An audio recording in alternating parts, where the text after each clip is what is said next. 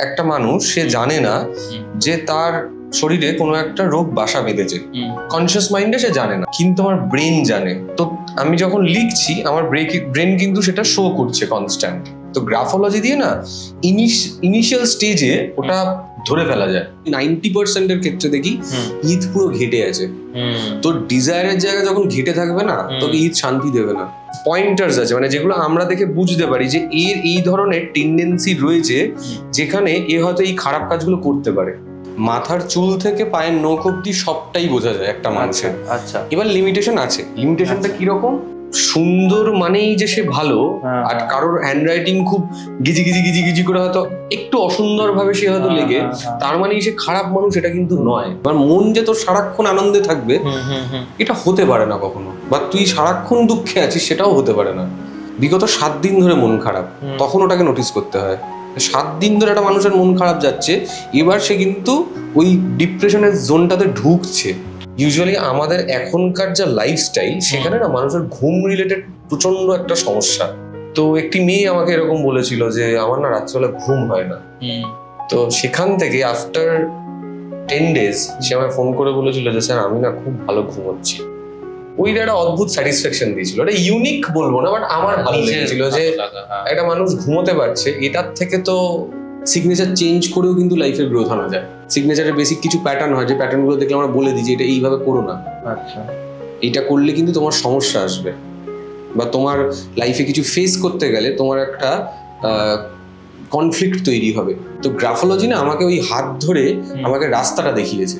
যদি গ্রাফোলজি না থাকতো আমি যেতাম, আমি হয়তো ওই আজ এটা হচ্ছে, আজ ওটা করলো, আচ্ছা ওটা করছি, এটা করছি। এখন যেমন কি বলতো, এখন বুঝতে পারি, একটা পথ পাওয়া যায়।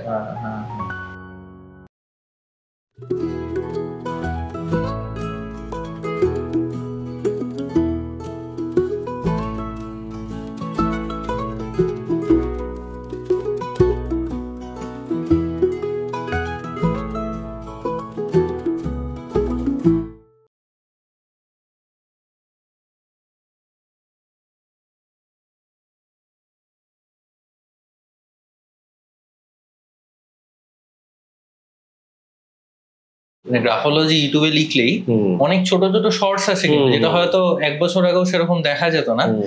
সেখানে দেখছি মোটামুটি অনেকে বলছে যে, মানে মুখেও বলছে না, জাস্ট ওই লিখে এরকম করে দেখিয়ে দিচ্ছে। আমি বলছি যে ধর 5 বছর আগে গ্রাফোলজি এই সাবজেক্টটা নিয়ে চারিদিকে অত গুঞ্জনও উঠতো না, কিন্তু ইউটিউব রিল, সোশ্যাল মিডিয়ার এইগুলো একদম রমরমা বেশি হয়ে যাওয়ার পর এখন সবাই যেহেতু সবকিছু নিয়ে, সব সাবজেক্ট নিয়ে মন্তব্য করে, সেই জন্য কিছু না কিছু তুই পাবি। এবার সেটা কতটা ঠিক বা কতটা ভুল সেইটা হয়তো আমরা জানি না, বা একজন এক এক রকমের বলবে, সেটা খুব কনফিউজিং। মানে আমি এরকম অনেক ভিডিও দেখেছি যেখানে ধর গ্রাফোলজি নিয়েই বলছে, কিন্তু আমি দেখেছি যে বেশ কিছু জায়গা ভুল বলছে তারা। মানে যারা ধর বলছে সেটা নিয়ে খুব ভুল বলছে। মানে আচ্ছা, আবার কিছু জন আছে তারা ঠিকঠাকই বলছে, কিন্তু এই ভুল টিকের বিচারটা যারা এই সাবজেক্টটা নিয়ে পড়েনি তারা কি করে করবে? মানে আজকে যদি আমি ধর গুগলে সার্চ করলাম যে আমার পেটে ব্যথা করছে ডান দিকে, এই পেটে ব্যথা হওয়ার কারণ কি, প্রথমেই তো গুগল বলে দেবে যে আমার অ্যাপেন্ডিক্স হয়েছে। ঠিক আছে, তো এগুলো তো নিয়ে মিমও বেরিয়ে গেছে, ক্যান্সার হয়েছে, মানে নিজে আরো অসুস্থ হয়ে পড়ার একটা প্রবণতা দেখা যায়। আদতে তো কিছু হয়নি, নর্মাল গ্যাস হয়েছে হয়তো। ওই জন্য মানে ওটা না করাটাই আমার মতে বেটার। আচ্ছা, এই যে বলে যে, মানে আমি শুনেছি অনেক বলবো না, কয়েকজনের থেকে শুনেছি যে যারা গ্রাফোলজির সাথে জুড়ে রয়েছে, তারা বলেছে যে এরকম মানে অনেক ডিজিজ নাকি ঠিক করে দেওয়া যায়, মানে হাতের লেখার প্যাটার্ন চেঞ্জ করে গ্রাফোথেরাপি দিয়ে চেঞ্জ করা যায়। এটা সত্যি কথা, কিন্তু কিছু কিছু ক্ষেত্রে যেটা প্রয়োজন হয় সেটা হচ্ছে মেডিকেশনের একটা প্রয়োজন হয়। আচ্ছা, প্যারালালি। এবার এটা কেন? গ্রাফোলজি মেইনলি যেটা করতে পারে, যে ধর আজকে প্রথমে একটা মানুষ সে জানে না যে তার শরীরে কোনো একটা রোগ বাসা বেঁধেছে, কনসিয়াস মাইন্ডে সে জানে না। আমার শরীরে যদি এখন অ্যাপেন্ডিক্সটা ডেভেলপ করে, আমার ইনিশিয়ালি আমি তো বুঝতে পারবো না, কিন্তু আমার ব্রেন জানে যে আমার শরীরের কোন অংশে কোন জায়গাতে কি কি সমস্যা চলছে। তো আমি যখন লিখছি আমার ব্রেন কিন্তু সেটা শো করছে কনস্ট্যান্ট। যে আচ্ছা তোমার এই জায়গাতে কিন্তু এই প্রবলেমটা রয়েছে। তো গ্রাফোলজি দিয়ে না ইনিশিয়াল স্টেজে ওটা ধরে ফেলা যায়। আচ্ছা, যে আমি বুঝতে পারলাম যে কারোর একটা পিসিওডি রয়েছে, সেটা গ্রাফোলজির মাধ্যমে, তার হ্যান্ডরাইটিং এর মাধ্যমে আমি বুঝলাম যে আচ্ছা এর পিসিওডি কিন্তু রয়েছে। কিন্তু যে রাইটার সে বলছে যে না আমার এরকম তো কোনো সমস্যা নেই। দেখা যাবে হয়তো আগামী 2 মাস পরে বা 3 মাস পরে তার পিসিওডিটা শরীরে এবার শো করছে, তার অনেক আগে হাতের লেখাতে চলে আসবে। মানে আমি রিসেন্ট একটা ঘটনা তোকে বলি, একজন আমার মানে হ্যান্ডরাইটিং নিয়ে আমাকে বললো যে একটু বলো। আমি তখন বললাম আপনার বোধহয় না, সরি, আমি বললাম যে আপনার কিন্তু গ্যাস্ট্রিকের সমস্যা আসছে, এসে গেছে বা আসছে। বললো না না না আমার তো কোনো রকমই কোনো সমস্যা নেই এই রিলেটেড। আমি বললাম আচ্ছা আপনার হজমের সমস্যা বা এরকম? বললো না না আমার কোনো সমস্যা নেই। আমি বললাম আচ্ছা আপনি একটুখানি ডাক্তার দেখিয়ে নেবেন বা এরকম যদি কিছুই হয় সঙ্গে সঙ্গে কিন্তু ওটা অ্যাড্রেস করবেন। আফটার 3 or 4 months, আমার এক্স্যাক্ট মনে নেই, 3-4 মাস পর সেই লোকটার সাথে আমার দেখা। সে আমাকে ডেকে নিয়ে গিয়ে বললো শোনো না তুমি আমাকে বলেছিলে আমার না সত্যি এরকম না একটা সমস্যা শুরু হয়েছে। বুঝলে তোকে বলছিলাম যে ব্রেন জানে শুরু হয়ে গেছে। আচ্ছা, ব্রেন ইন্ডিকেট করে। এই কারণেই আমি সবার ক্ষেত্রে, মানে তোকেও বলেছি এবং যারা যারা আমার কাছে গ্রাফোথেরাপির জন্য এসে আমি সবাইকে বলি গ্রাফোলজিটা না শিখে রাখা নিজের জন্য খুব দরকার। তুই যখন নিজের হ্যান্ডরাইটিংয়ে মানে যখন দেখবি না তুই নিজে বুঝতে পারবি আচ্ছা এটা কেন হলো, এবার ওটাকে ফলো আপ করা। এটা কি আমার রেগুলার বেসিসে আসছে?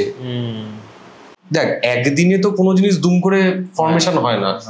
যে কোনো রোগী একদিনে কোনোদিনও ফর্মেশন হয় না, সেটার ফর্মেশনের একটা টাইম পিরিয়ড থাকে।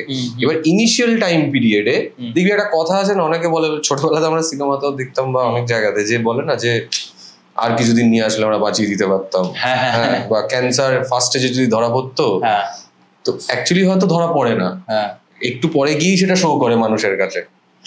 তো ওরকমই যে প্রথম দিকটা যদি আমরা অ্যারেস্ট করে নিতে পারি, তখন যদি তুই সেই রাইটারকে বলিস যে শোনো তোমার এটা শো করছে, তুমি একবার কিন্তু একটা ডাক্তার দেখিয়ে নাও, তো সে তখনই জিনিসটাকে অ্যারেস্ট করে নিতে পারবে, রোগটা আর বাড়লো না। এটা একটা পদ্ধতি। আরেকটা হয় যে থ্রু গ্রাফোথেরাপি দেখা গেছে যে তার এটা হয়েছে, আমি তাকে বললাম তুমি এই লেটারটা এইভাবে লিখো না বা এই প্যাটার্নে হ্যান্ডরাইটিংটা করবে না, সে প্যাটার্নটা চেঞ্জ করলো, আস্তে আস্তে আস্তে আস্তে দেখা গেছে সেটা কিন্তু কিওর হয়ে গেছে। আচ্ছা, তারপর মানে পরে গিয়ে সে টেস্ট করালো, তারপর জানতে পারলো যে কিওর হয়েছে নাকি? কিওর হয়েছে, হ্যাঁ। মানে একটা মানে বুঝবে কেমন করে? কারণ তুই ধর হাতের লেখার মধ্যে দেখতে পাচ্ছিস যে হাতের লেখার প্যাটার্ন চেঞ্জ হচ্ছে, কিন্তু শরীরেও এফেক্ট হচ্ছে কিনা বা তার ফলটা অবশ্যই সেটা কিন্তু টেস্ট করতে হবে। একদম। তো সেটা আমি বলছি যে ধর মানে এক একটা রোগের ক্ষেত্রে মানে সেটা মিনিমাল গ্রাফোথেরাপি করার ডিউরেশন কি হতে পারে, যে এটা কি নির্বাচনটা কিভাবে হয় যে এতদিন করলে তার হয়তো ঠিক হয়ে যাওয়ার সম্ভাবনা থাকবে? এটা একটা বিষয় হয়, সেটা হচ্ছে প্রত্যেকের ব্রেন ম্যাপিং। আমাদের তো ইন্ডিভিজুয়াল সবারই মানে ব্রেন ম্যাপিংটা তো আলাদা আলাদা, সেই কারণে আমরা প্রত্যেকে আলাদা আলাদা কারণে রেগে উঠি, আলাদা আলাদা ভাবে ভালোবাসি, আলাদা আলাদা ভাবে আমরা কথা বলি। তো এই ব্রেন ম্যাপিংটা সবার জন্য তো সমান নয়। তো কি হয় যে ধর আজকে তোকে কথা বলছি যে তোকে ধর একটা কাফ সিরাপ তুই 2 চিপি খেলি, তোর হয়তো কাশিটা চলে গেল। অনেকের আসে হয়তো 2টো ফাইল লাগলো। তো এটা যখন যে রাইটার আর কি গ্রাফোথেরাপির মধ্যে দিয়ে যায়, তার হ্যান্ডরাইটিং থেকে আমি বুঝতে পারি যে এর হয়তো একটু বেশি সময় লাগবে, এর হয়তো হয়ে গেল। মানে এরকম অনেকেই আছে যারা উইদিন 1 উইক আমাকে বলেছে যে আমার রাতে এরকম ঘুম আসছে না, এরকম ব্যাপার। তো উইদিন 1 উইক সে তার ব্রেন সাড়া দিয়ে দিয়েছে, যে সে বলছে আমার এখন সাউন্ড স্লিপ হচ্ছে।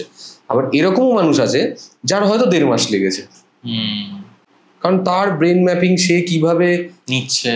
এবং ব্রেন ম্যাপিংটা অ্যাকচুয়ালি হয় কিভাবে, ধর আমাদের ছোটবেলা থেকে যে বড় হয়ে ওঠা, আমাদের পারিপার্শ্বিক যা যা জিনিসপত্র আমাদেরকে এফেক্ট করেছে টিল ডেট, তো এই দিনের অবধি আমার পাস্ট যা যা যা যা যা যা আমার জীবনে ঘটে গেছে, সেটার একটা স্টোরেজ আমাদের ব্রেনে রয়েছে।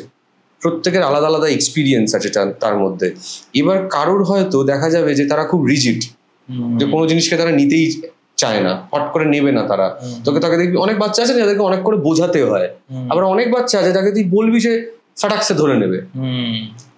এই গ্রাফোথেরাপির ক্ষেত্রেটা না, ওটা এক্সাক্ট টাইম পিরিয়ড বলা যায় না, তবে আমি যদি অ্যাভারেজ যদি বলিস তাহলে আমি বলবো মোটামুটি অ্যাভারেজ হচ্ছে ধর 1 থেকে 1.5 মাসের মধ্যে আমি দেখেছি যেটা চেঞ্জেস।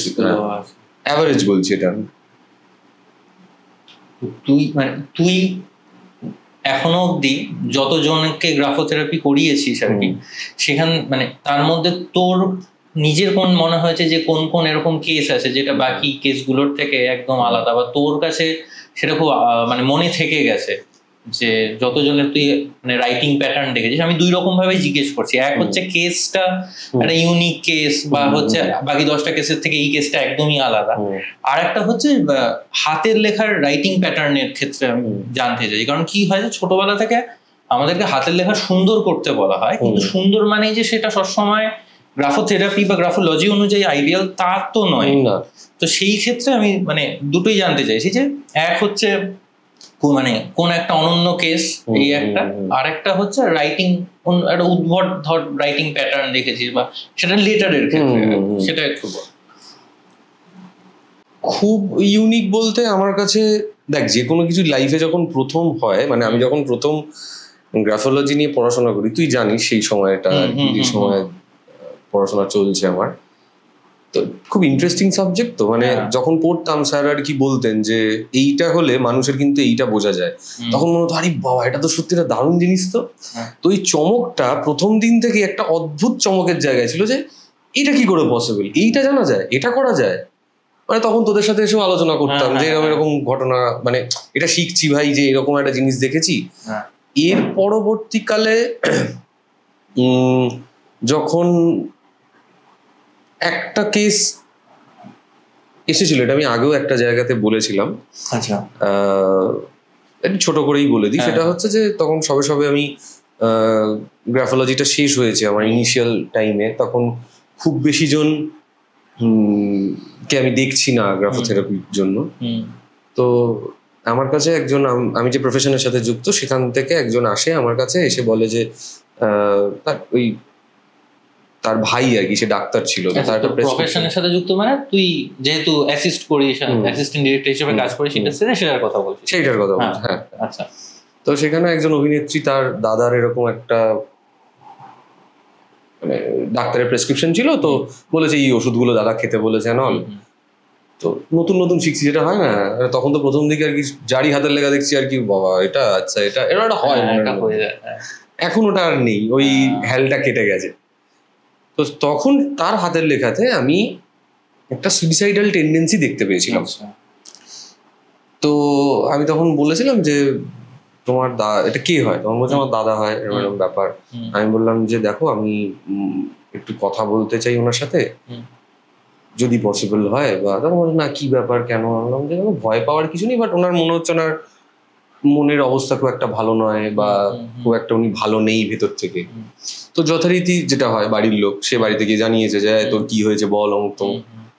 সেই ভদ্রলোক সেদিনকে রাত্রিবেলা, তার পরের দিন রাত্রিবেলা আমার কাছে ফোন আসে, ওই অ্যাক্ট্রেস ফোন করে বলে আমার দাদা এরকম কথা বলতে চাইছে। তো উনি আমার সাথে খুব অদ্ভুত একটা বিহেভ করেন, যে আপনি এরকম ভাবে করে বলতে পারছেন, আপনি আমার বাড়ির লোকের মানে পিস ঘেটে দিয়েছেন, মানে যে বাড়িতে অশান্তি হচ্ছে এই নিয়ে, আমার কি চলছে অমুক তমুক, আমার এরকম কিছু নয়, আপনি ভুলভাল বলেছেন। আমি যথারীতি বললাম ঠিক আছে, আপনি শান্ত হন, কোনো অসুবিধা নেই, আপনি যদি চান আমার সাথে আমরা পার্সোনালি কথা বলতে পারি। না আমার আপনার সাথে কোনো কথা নেই, আপনি এগুলো কেন আমার বাড়ির লোককে এরকম ভাবে অকারণে তটস্থ করেছেন। তো এই একটা কনভারসেশন করে ফোনটা রেখে দেয়। তার পরের দিনকে একটা আননোন নাম্বার থেকে আমার কাছে ফোন আসে। তুই ভদ্রলোক ফোন করেছিলেন, ফোন করে বলেছিলেন যে আপনি এটা কি করে বুঝলেন, কারণ আমি একজন ডাক্তার। আমি বললাম দেখুন আমি এটা নিয়ে পড়াশোনা করেছি, এবং একটা পড়াশোনা আছে গ্রাফোলজি বলে, তা আপনার যেটা দেখতে পেলাম সেটা কিন্তু এই দেখেছি। তো তখন সে ব্রেকডাউন করে, আমি নাম বলছি না, তখন সে ব্রেকডাউন করে বলে যে হ্যাঁ যে আপনি ঠিক বলেছেন, তো এটা থেকে বেরোনোর উপায় কি আছে। যাই হোক, তার সাথে এখন মাঝে মাঝে কথা হয় এবং সে এখন যথেষ্ট ভালো আছে। এইটা একটা ইউনিক কেস। আরেকটা আমার মনে হয়েছিল, এটা এমন কিছু নয়, আমার কাছে খুব ইউনিক লেগেছিল, যে ইউজুয়ালি আমাদের এখনকার যা লাইফস্টাইল, সেখানে না মানুষের ঘুম রিলেটেড প্রচন্ড একটা সমস্যা, অনেকেই না সাউন্ড স্লিপ হয় না, যারা আইটিতে কাজ করছেন, যারা আমাদের প্রফেশনে কাজ করছেন, মিডিয়া, টেলিভিশন, বা আমি সব ধরনের মানুষের কথাই বলছি, যারা স্টুডেন্ট, যারা ইঞ্জিনিয়ার, ডাক্তার, সবার কথা, সবার লাইফ স্ট্রেস। তো একটি মেয়ে আমাকে এরকম বলেছিল যে আমার না রাত্রিবেলা ঘুম হয় না। তো সেখান থেকে আফটার 10 days সে আমায় ফোন করে বলেছিল যে স্যার আমি না খুব ভালো ঘুমোচ্ছি। ওইটা একটা অদ্ভুত স্যাটিসফ্যাকশন দিয়েছিল, এটা ইউনিক বলবো না, বাট আমার ভালো লেগেছিল যে একটা মানুষ ঘুমোতে পারছে। এটার থেকে তো আবার যে পড়াশোনাটা শিখে তুই যে অ্যাপ্লাই করেছিস সেই নলেজের উপর বেস করে, সেটা কোথাও গিয়ে সার্থক হয়েছে না। তবে এইখানে আরেকটা কথাও বলে রাখা দরকার, সেটা হচ্ছে এই এত কিছু সার্থকতা হেনাতানা এগুলো নিয়ে অনেক আলোচনা হবে, কিন্তু এটার মানে প্রথম দিকের থ্যাংক ইউ বলবো না, এটা প্রথম দিকের মানুষ যে আমাকে এটাকে ঠেলে দিয়েছিল সেটা হচ্ছিস তুই। আচ্ছা, মানে তুই বলছিস যে পড়ার জন্য সিরিয়াসলি একদম, হ্যাঁ, মানে একদম ইনিশিয়াল স্টেজে যখন আমি এটা পড়ি, তারপর তুই কিছু জিনিসপত্র জানতে চেয়েছিলিস আমাকে গ্রাফোলজি রিলেটেড, এবং সেটা তোর লাইফে কিছু কিছু জায়গাতে ইমপ্লিমেন্ট করে তুই বলেছিলিস যে আমার চেঞ্জেস এসছে। তো ওটা থেকে একটা হয় না যে সাহসটা বাড়ে, যে প্রথম যে আমি যাকে করলাম সে আমার খুব কাছের বন্ধু, যার উপর অ্যাপ্লাই হলো বিষয়টা, এবং সেখান থেকে একটা সাকসেস এলো যে হ্যাঁ, যে আচ্ছা এটা করা যেতে পারে। তারপরে তুই যখন আরো 5 জনকে বলে দিলিস যে তুই প্লিজ আমার সাথে কথা বলো, এই করতে করতে জায়গাটা এখন একটু বেশ খানিকটাই বড় হয়েছে। তো সেটার জন্য তো অবভিয়াসলি থ্যাংক ইউ। হ্যাঁ দেখ, মানে একটা ভালো কাজ করছিস, এবং মানে বলাটা, আমিও যে বলার জায়গা পেয়েছি সেটাও কারণ আমি প্রথম কথা মানে নিজের মধ্যে চেঞ্জেসটা দেখতে পেয়েছি, 2 নম্বর কথাটা ভরসা করতে পেরেছি, এবং এই ট্রাস্ট করাটা আমার মনে হয় খুব দরকার। সেটা মেন্টাল হেলথ রিলেটেড যে কোনো, যারাই মেন্টাল হেলথ নিয়ে কাজ করছে, কেউ যোগা করাচ্ছে, কেউ সাইকো মানে ক্লিনিক্যাল সাইকোলজিস্ট বা হচ্ছে কাউন্সিলিং করাচ্ছে, প্রত্যেকের ক্ষেত্রেও আমি তুই সবাই আমরা চেষ্টা করি আমাদের আশেপাশের মানুষদের যতটা আর কি খেয়াল রাখার এই ব্যাপারে। তো যাই হোক, আমি আগের প্রশ্নটার ওই পার্টটায় ফিরে যাচ্ছি, যে আবার এরকম কোন হাতের লেখার প্যাটার্ন তুই দেখতে পেয়েছিস যেটা মনে হচ্ছে বাকি অন্য হাতের লেখার থেকে একদমই আলাদা? দেখ, ক্লাস করার সময় আমাদেরকে স্যার অনেক ধরনের হ্যান্ডরাইটিং স্যাম্পল দেখিয়েছিল। মানে তার মধ্যে একজনের হ্যান্ডরাইটিং আমরা দেখেছিলাম, সে হচ্ছে বহু বছর আগে একটা রেপ কেসে ধরা পড়েছিল। আচ্ছা। তো ওখানে অনেকজন সাসপেক্ট ছিল, তো ধরা যাচ্ছিল না যে অ্যাকচুয়ালি কে করেছে, রেপিস্ট কে। মানে এটা আমি বলছি আর্লি 80s এর দিকে, মানে স্যারের একদম আগে, মানে প্রথম দিকে স্যার যখন কাজ করছেন এগুলো নিয়ে। তো হাতের লেখাটা থেকে আমি মানে আমরা প্রথমে যখন হাতের লেখাটা দিয়েছি আমরা সবাই বলছি বা কি সুন্দর হাতের লেখা। তো আমি বলছি না যে সুন্দর হাতের লেখা মানেই যে সে খারাপ দিকে যাবে, কিন্তু কিছু কিছু পয়েন্টার্স আছে মানে যেগুলো আমরা দেখে বুঝতে পারি যে এর এই ধরনের টেন্ডেন্সি রয়েছে, যেখানে এ হয়তো এই খারাপ কাজগুলো করতে পারে। আচ্ছা আচ্ছা, মানে সুন্দর মানেই যে সে ভালো, আর কারোর হ্যান্ডরাইটিং খুব গিজি গিজি গিজি গিজি করে হয়তো একটু অসুন্দর ভাবে সে হয়তো লেগে, তার মানেই সে খারাপ মানুষ, এটা কিন্তু নয়, একদমই নয়। মানে খুব পরিষ্কার পরিচ্ছন্ন, নিট অ্যান্ড ক্লিন, তার মানেই সে মানুষটা একদম পারফেক্ট বা তার মতো ভালো মানুষ পৃথিবীতে হয় না। এই ভাবনাটা সম্পূর্ণ ভুল, এটা স্টিরিওটাইপ, এটা একদম। অনেকেই আমি যখন কেউ হয়তো আমাকে ফোন করলো, আমার আগের পডকাস্ট দেখে আমাকে অনেকে ফোন করেছিল, বা তোর বন্ধু বান্ধব যারা নিজেদের মধ্যে, তারাও ফোন করে শোন না পাঠাচ্ছি, কিন্তু হাতের লেখাটা না, মানে আর বুঝিস তো এখন তো লেখা টাকা হয় না, হাতের লেখাটা খুব খারাপ। ভাই চাপ নেই, মানে ওটা ম্যাটার করে না। আমার কাছে স্ট্রোক ম্যাটার করে, আমার কাছে গ্রামারও ম্যাটার করে না, আমার কাছে কন্টেন্টও ম্যাটার করে না। তুই যেটা লিখে পাঠাচ্ছিস সেটাতে তুই কি গল্প লিখেছিস আমি দেখবো না, তুই কিভাবে লিখেছিস সেইটা আমি দেখবো।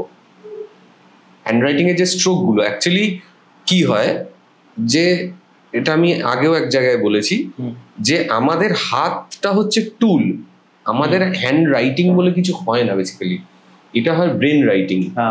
তোর ব্রেন যেভাবে বড়, মানে যেভাবে সে ডেভেলপ করেছে ছোটবেলা থেকে, সে যা যা এক্সপিরিয়েন্সের মধ্যে দিয়ে গেছে সেটাই সে বার করবে হচ্ছে খাতাতে, থ্রু হ্যান্ড অ্যান্ড পেন। তোর হাত, তোর আঙুল, তোর পেন সেটাই লিখবে যেটা তোর ব্রেন লিখতে বলছে। আচ্ছা, তাহলে কি এই কারণেই, মানে আমি এটা নিজের ক্ষেত্রে দেখেছি যে পরীক্ষার সময় আমাদের প্রত্যেকেরই হয়তো ওটা যে প্রথম পেজ বা দ্বিতীয় পেজটা বা তৃতীয় পেজ অব্দি আমরা খুব মন দিয়ে সুন্দর সুন্দর করে লিখছি, তারপর একটা সময় পরে যখন উত্তর শেষ করার তাড়া থাকতো, হাতের লেখা জঘন্য তো হতো, কিন্তু এখন যদি মনে করি আমি স্ট্রোকও কিছু কিছু ক্ষেত্রে বদলে যেত এবং মুডের সাথেও হাতের লেখা হয়তো চেঞ্জ হয়ে যায়। হয়তো না, ডেফিনেটলি হয় এবং মানে আমি হয়তো খুব ভালো মুডে আছি, আমি কোনো কিছু খুব ধরে ধরে লিখছি, বা আমি নিজেও হয়তো পুরোনো হাতের লেখা যদি দেখি যে আমার হয়তো মনে নেই যে কোন হাতের লেখার সময় কিরম মুড ছিল, কিন্তু এবং আমি যেহেতু সাবজেক্টটা নিয়ে পড়িনি, কিন্তু এইটা বুঝতে পারি যে আচ্ছা এই লেখাটা যখন লিখেছিলাম একটা মনে হচ্ছে ওভারঅল দেখে খুব ডিস্টার্ব ছিলাম, হয়তো লুক কমপ্লিট করিনি হয়তো, হ্যাঁ, বা জাস্ট কোনো একটা এরকম স্ট্রোক একদম খুব অনেকটা চলে গেছে, ইউজুয়ালি আমি অতটা স্ট্রোক ছাড়িও না, কিন্তু খুব একটা ডিস্টারবেন্সের মধ্যে ছিলাম বা লেখার জন্য লিখেছি, এরকম করে হয়তো হাতের লেখার যে ওভারঅল যে চিত্রটা সেটা চেঞ্জ হয়ে গেছে। তো আবার কিছু কিছু মানুষের হয় যে কোনো সিচুয়েশনে, পরীক্ষা হোক, হ্যাঁ, নিজের বাড়িতে লিখছে ঠান্ডা মাথায়, তখনও একই রকমের হাতের লেখা হয়, মুডটা বা সিচুয়েশনটা তাদের হাতের লেখায় এফেক্ট করে না। এইটাকে কিভাবে দেখা যায়? না, প্রথম কথা, মুড ডেফিনেটলি হাতের লেখাতে আসবে। আচ্ছা, কারোর হাতের লেখা পরিষ্কার হতে পারে, কারোর হাতের লেখা হয়তো একটু অগোছালো হতে পারে। মুডের সাথে মানে আমি যদি খুব খারাপ মুডে লিখতে বসি, সেটা আমার হ্যান্ডরাইটিং এ আসবেই, সেটা আমার হাতের লেখা হয়তো পরিষ্কার। আচ্ছা, কিন্তু সেগুলো প্যারামিটারস আলাদা হয়, সেগুলো আমরা মানে যারা আর কি গ্রাফোলজি নিয়ে পড়াশোনা করেছেন তারা বুঝতে পারে। হাতের লেখাটা পরিষ্কার, কিন্তু তার মুড হয়তো কোনোভাবে সুইং করছে, তার মুড ঠিক নেই, তার মনের অবস্থা ভালো নয়, বা সেটা দীর্ঘদিন ধরে চলছে, বা দুদিন হয়েছে শুরু হয়েছে, এটা বোঝা যায়। ওটার সাথে এটার কিন্তু কোনো সম্পর্ক নেই। আর আরেকটা কি বললি, মানে সুন্দর হাতের লেখার সাথে আরেকটা কথা এক্ষুনি বললি, যে ধর এই পরীক্ষার কথাটা যেটা বললি, যে আমরা পরীক্ষা যখন প্রথমে লিখছি, তারপর সেটা আস্তে আস্তে আস্তে আস্তে খারাপের দিকে যাচ্ছে, সেইটা তো কারণ হচ্ছে তোর কাছে একটা টাইম বেঁধে দেওয়া রয়েছে। তোকে একটা টাইম বেঁধে দিয়েছে যে তোমাকে 2 ঘন্টার মধ্যে এটা লিখতে হবে। তো তুই কিন্তু তখন ওই কম্পিটিশনের জায়গাতে রয়েছিস, তো ব্রেন মানে কন্টেন্টটা কমপ্লিট করা নিয়ে কথা, কন্টেন্টটা কমপ্লিট করা নিয়ে কথা। আর 2 নম্বর হচ্ছে হাতের লেখাটার খারাপ হচ্ছে, মানে খারাপ না, ওটা অ্যাকচুয়ালি স্পিড বাড়ছে ব্রেন তোর লেখার থেকে তোর ব্রেন আগে ভাবছে, ওই কারণে জিনিসগুলো অগোছালো হচ্ছে। তুই যখন লিখছিস তখন তোর ব্রেন অলরেডি ভেবে নিচ্ছে পরের লাইনটা কি হবে, হাত সেটার সাথে সিনক্রোনাইজ করছে না, দ্যাট ইজ ওয়াই ওটা। কিন্তু প্রথম দিকে যখন আমরা শুরু করছি তখন আমার ব্রেন জানে যে আচ্ছা এটা লিখতে হবে, এটা লিখতে হবে, এবং তো সাবকনসিয়াস বলছে যে আমার কাছে এখনো 2 ঘন্টা আছে। এবার এইটা যখন একটা সময় গিয়ে সাবকনসিয়াস থেকে বললো 10 মিনিট 15 মিনিট, ওই যে বেলটা পড়ছে, তখন তুই আর ওটা কন্ট্রোল করতে পারবি না। মানে এটার সাথে একটা মানুষের পার্সোনালিটি দিয়ে এটা কোনো সম্পর্ক না। আচ্ছা, ও সেই কারণেই তাহলে বলে, মানে তুই যখন কাউকে হাতের লেখা পাঠাতে বলিস বা গ্রাফোথেরাপি করবি বা অ্যানালাইসিস করবি জন্য, মানে তুই কিছু জিনিস তো বলিস যে একটা সাদা পেজে লিখতে হবে। ব্যাপারটা হচ্ছে যখন প্রথম কেউ আমাকে বলে যে আমি হ্যান্ডরাইটিংটা তোমার কাছে দেখাতে চাই, তো তার কিছু রুলস এন্ড রেগুলেশনস আছে। রুলস রেগুলেশনসটা হচ্ছে ধর একটা সাদা পেজ হতে হবে, A4 size page, white page, তার এপার ওপারে লেখা যাবে না, 1.5 পাতা লিখতে হবে ইংলিশে। তো ফার্স্ট পাতাটা লেখা হয়ে গেল, সেকেন্ড পাতাটা লিখবো, লিখে নিচে একটা সিগনেচার করব। যখন আমি বলি আমাকে সবাই এই প্রশ্নটা করে, দাদা আমি কি তাহলে ফুল সিগনেচার করবো? সিগনেচার একটাই হয়। আচ্ছা, আমরা এখন দেখবি একটা ব্যাংকের জন্য হয়তো অনেকে ফুল সিগনেচার করে, অনেকে হয়তো ইনিশিয়াল করে। তার কারণ হচ্ছে এই যে সিগনেচার হচ্ছে লুক হু আই অ্যাম, তো সেই লুক হু আই অ্যামটা যদি দুটো ধরনের হয়, তার মানে এই লোকটার কিন্তু দুটো আলাদা আলাদা ভেতরে পার্সোনালিটি আছে। আচ্ছা, এই লোকটা অফিসিয়াল জায়গায় এক ধরনের বিহেভ করে, পার্সোনাল স্পেসে এক ধরনের বিহেভ করে। যে মানে ব্যাংকের খাতা তো যা সাইন করে, আর অফিসে ঢোকার সময় তাই সাইন করে, বা আজকে একটা কোনো হোটেলে গেল ঘুরতে, সেখানেও যে সাইন করে, সেটা যদি একই সাইন হয়, তার মানে এই লোকটার মধ্যে কিন্তু ওই ডুয়ালিটিটা নেই। আচ্ছা, কিন্তু তুই এখনকার দিনে এই মানুষ খুব কম পাবি, কারণ সব মানুষের দেখবি আমাদের, তুই আজকে যখন একটা কোনো প্রফেশনাল জায়গায় যাবি, তুই যেভাবে বিহেভ করবি, তুই বাড়িতে থাকলে সেভাবে বিহেভ করবি না।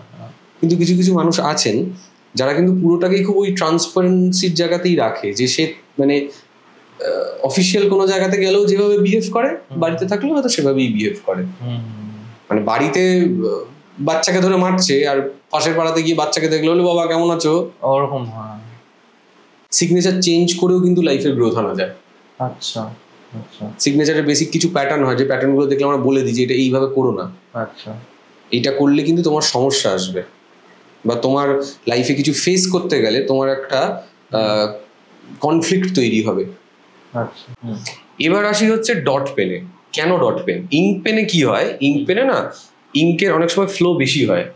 যখন আমরা ফাউন্টেন পেনে লিখি দিবি ছোটবেলা, হ্যাঁ মানে তুই পেজের মধ্যে যদি ধরিস না দিবি ব্লট করে পুরো বিষয়টা। তো ওটা আবার গ্রাফোলজিক্যালি যদি ইঙ্ক ফ্লো যে মানুষের হ্যান্ডরাইটিং এ বেশি হয়, গ্রাফোলজিক্যালি কিন্তু তার একটা ডেফিনেশন আছে, কিন্তু হয়তো তুই সেই মানুষটাই নোস, কিন্তু যেহেতু তুই ফাউন্টেন পেনে লিখেছিস ইঙ্ক ফ্লো বেশি হয়েছে, ভুল যাচ্ছে আমার। হ্যাঁ মানে আমার মানে আমি যখন অ্যানালাইজ করবো বিষয়টা আমি ভুল দিকে চলে যাব, সেই কারণে বলি ডট পেনে লিখতে, কারণ ডট পেনে তোর ইঙ্ক ফ্লো এইভাবে এক্সট্রা হয় না। আর ফ্ল্যাট সারফেসে বলি কারণ ধর কোলে লিখে মানে রেখে লিখলে যদি হয় না যে ধর একটু তেড়ে বেঁকে গেল, এবার একটা লিখতে কি ধর এরকম বেঁকে গেল, ওই ব্যাকাটারও তো একটা আলাদা মানে থাকে, কিন্তু আদতেও তুই সেই মানুষটা নোস। একটা ফ্ল্যাট সারফেস, দুটো সাদা পাতা, 1.5 পাতা ইংলিশে লিখতে হবে, লিখে নিচে একটা সিগনেচার করতে হবে, বেসিক রুল। 2011 সাল মানে মোটামুটি ধর 13-14 বছর। 2010-11 সালে আমার এক খুবই কাছের এক বান্ধবী, তার মা এই গ্রাফোলজিটা নিয়ে পড়াশোনা করতেন। আচ্ছা। তো আমি তখন গিয়ে জিজ্ঞেস করেছিলাম যে এটা কি করে হতে পারে, তখন সে আমার তোর হ্যান্ডরাইটিংটা দে, তো আমার আবার বলে দিয়েছিল।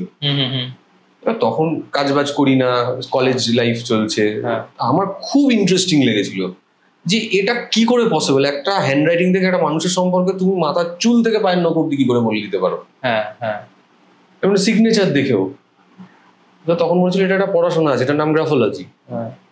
তো ওইটা থেকে যখন আমার ভেতরে ইন্টারেস্টটা গ্রো করে, তারপর আমার বহু বছর কেটে গেছে, আমি কাজের জন্য হোক, অর্থনৈতিক অবস্থার জন্য আমি বলবো, সেই সময় শিখে উঠতে পারিনি।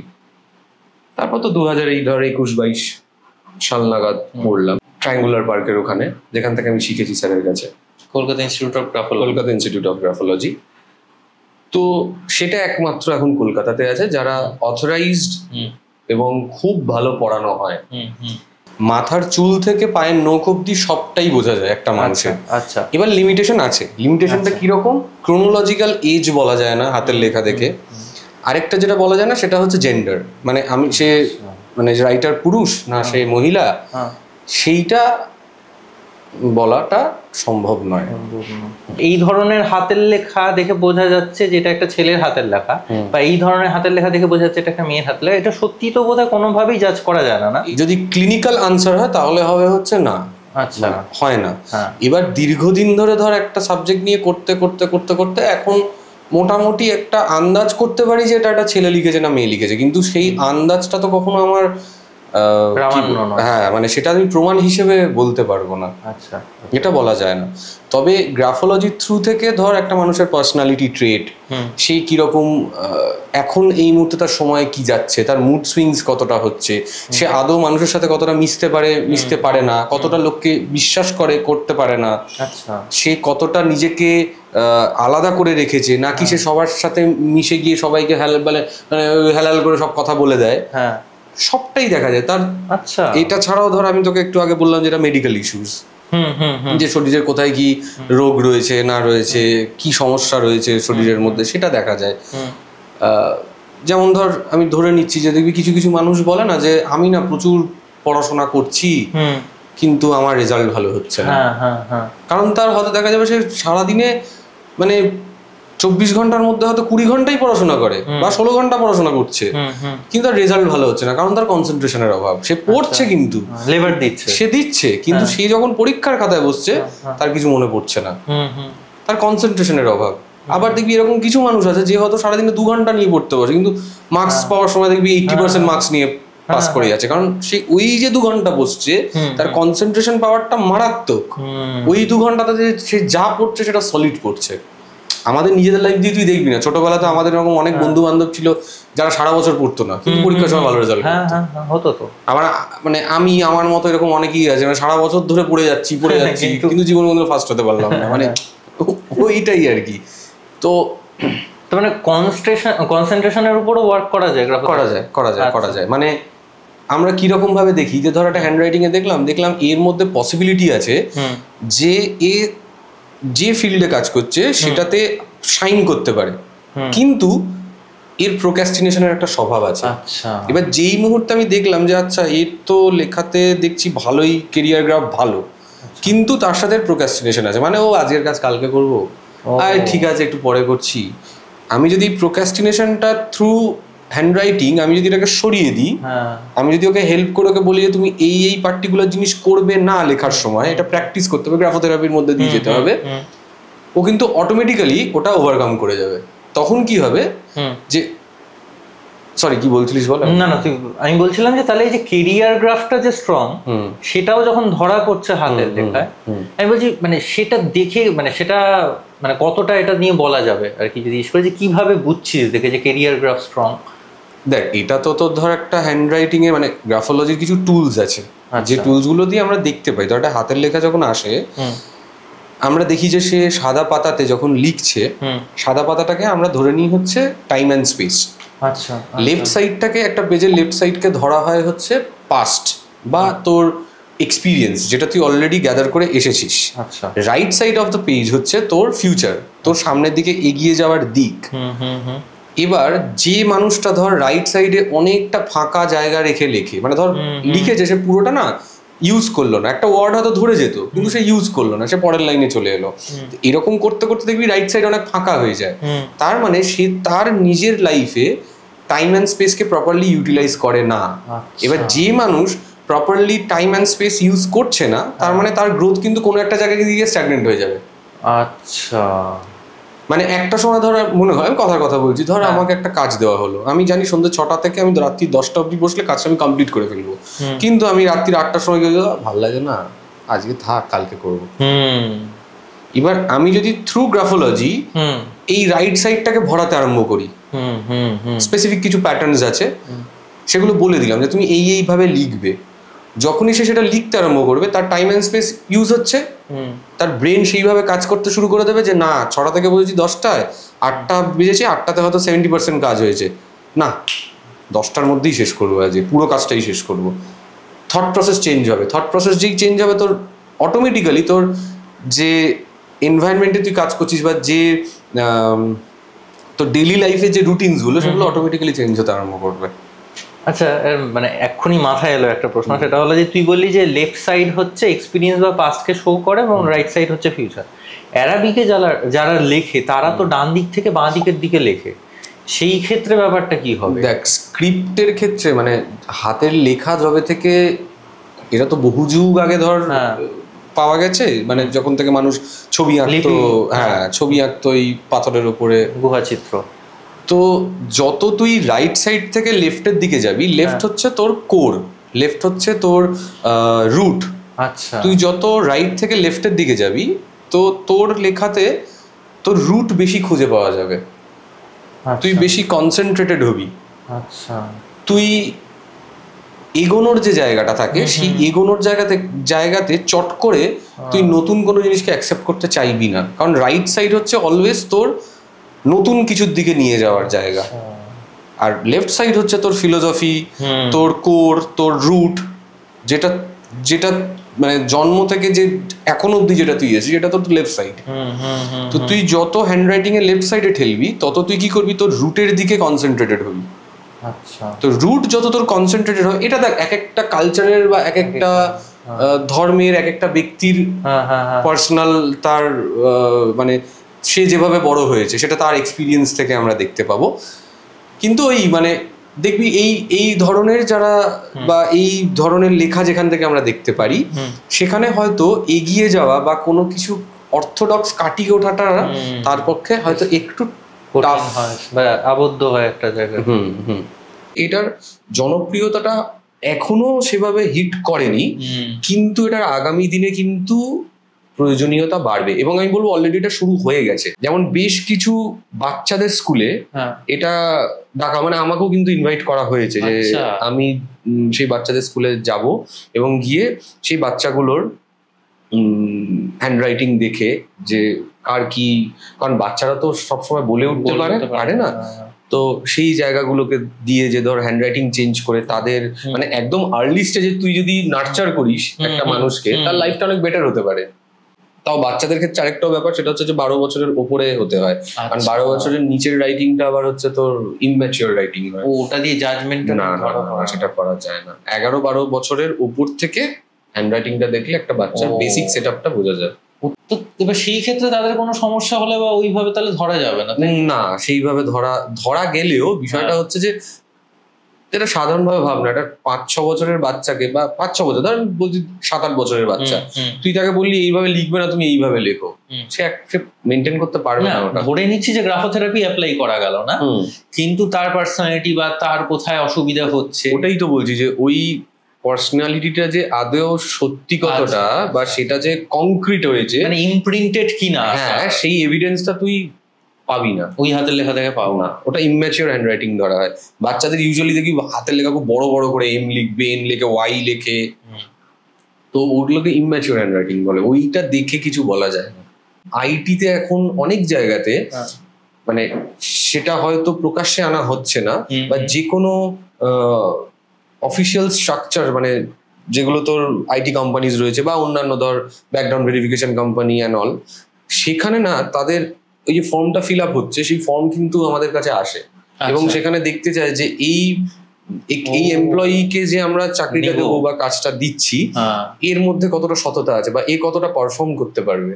আচ্ছা, তো এটা শুরু হয়ে গেছে কিন্তু এটা সামনে ওইভাবে কখনো আসবে না। মানে আজকে যদি আমি তোকে বলে দিই তোমাকে কাজে নেবো, তুমি এক পাতা লেখো তো, এটা তো কারুর মানে সে তখন কনসিয়াস হয়ে যাবে, কিন্তু তুই একজনের হাতের লেখা থেকে বুঝতে পারবি যে এই মানুষটা এ কর্মক্ষমতা অনেক বেশি, এ হয়তো অনেক বেশি স্কিলড, এ অনেক বেশি ইন্টেলিজেন্ট। তো এটাকেই আমরা এখন অনেকভাবে, এটার সাথে আবার ধর ক্রিমিনাল জায়গাগুলো অনেক সাথে জড়িয়ে রয়েছে, ঠিক আছে? যেমন তোকে এই স্যারের ঘটনাটা বললাম, যে রেপের যে ঘটনাটা, যে হ্যান্ডরাইটিং দেখে বোঝা গেছিল, এরকম অনেকগুলো ইনসিডেন্ট আছে।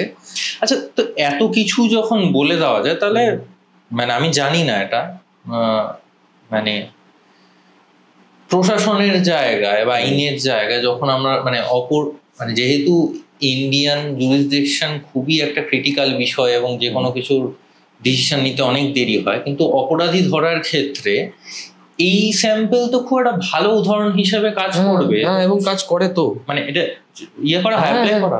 আচ্ছা আছে, কারণ সেটার জন্য যেরকম স্যারের কাছে আমি যে স্যারের কাছে মানে শিখেছি, স্যার ওরকম এজেন্সির সাথে যুক্ত।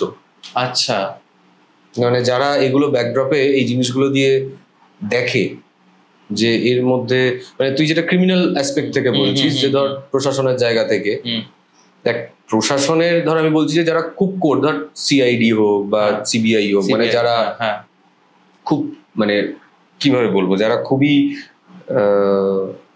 অপরাধ জগতের সাথে যুক্ত, এবং যারা মানে আমি বলছি যে নর্মাল পুলিশ স্টেশন বা এরকম কিছু নয়, কিন্তু তারা তদন্তের গভীরে গিয়ে যারা কাজ করছে, রুট থেকে কাজ করছে, তাদের সাথে এগুলো যোগাযোগ আছে, এবং স্যার যায় মানে সেখানে গিয়ে তাদেরকে হেল্প করা।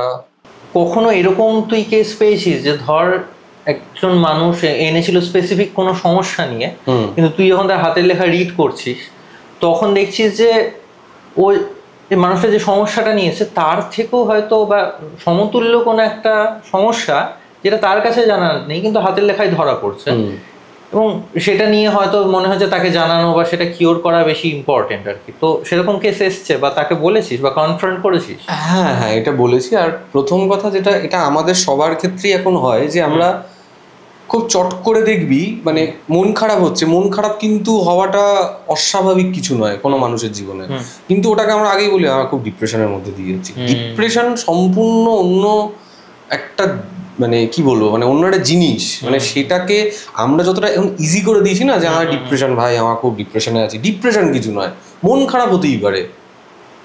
একটা যখন সূর্য ওঠে সূর্য অস্ত যায়, সেটা প্রত্যেকদিন সময় করে ওঠে, প্রত্যেকদিন সময় করে নামে, কিন্তু সেটা কি 365 দিনে একই সময় ওঠে, একই দিনের নামে না তো।